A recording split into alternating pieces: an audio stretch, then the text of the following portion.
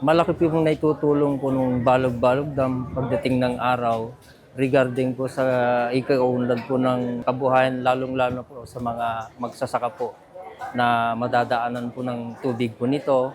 Yung mga iba po kasing farmers sa amin, halos umaasa lang po sa tubig ulan.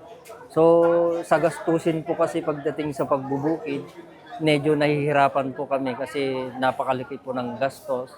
So pagka po naayos po ito at nagbigay na po ng tubig sa aming mga bukirin, isa pong malaking pong biyaya po para sa aming mga magsasaka kasi po malilesen po kami sa mga gastusin at magkakaroon po kami ng maginhawang tubig, maayos na pagbubukid,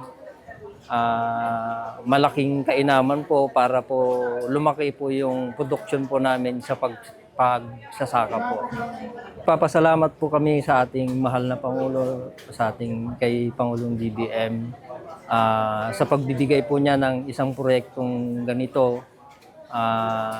Ito po ay isang malaking proyekto na sa darating po na panahon magagamit po namin para po sa kinabukasan po ng aming mga pamilya. Yung Balog-Balog Phase 2 natin po, ito po 18.18 billion, no? May restore po tayo na 3,000 hectares, no? Doon sa Phase 1 natin ng Balog-Balog, no? Included po 'yon sa 34,410 na service area na irrigate natin pag natapos itong Balog-Balog. Sa ngayon po, yung mga irrigation structures natin, yung mga conveyance canal, natatapos na po natin. Kasali na doon yung mga resettlement area, yung sa Maamot, na-relocate na po natin, nandun na po sila nakatira sa mga core houses na ginawa natin. Ito po, hindi lang dam, hindi lang po irrigation structure, no? Lahat po ng component, para may bigay din po natin yung para sa mga katutubo ng mga kaibigan natin, yung mga IPs. As of now, yung malaking porsyento ng gagawin natin, ito na lang yung high dam natin na nakakontrata ito sa kay Santa Clara amounting to 7.67 billion. No? Ito po, 42% ng kabuuan. No? Ibig sabihin, pag natapos natin ito, no, mag-irrigate na yung Balog-Balog High Dam. May mga 21,000 farmer beneficiaries po tayo dito. So, marami po sila.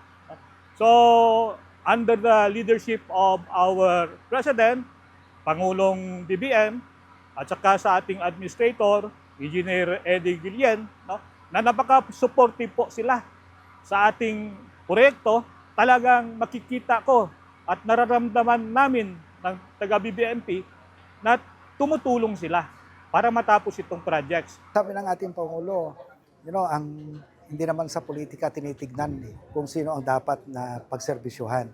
Tingnan natin, sabi niya, yung pangangailangan ng ating mga kababayan. Sa kabi, nagsisikap talaga, nung ibid namin ito, tinaasan na namin yung qualification, quadruple A contractor ang hinanap namin para talagang mahusay at talagang reputable na contractor ang makakuha ng project. Iyon na lang sa prioridad ng ating Pangulo, yung kanyang 8-point socio-economic agenda. Number 1 po diyan ang food security. Kaya kailangan ng food security is irrigation, di ba? So, meaning, panganay ang ating mga farmers sa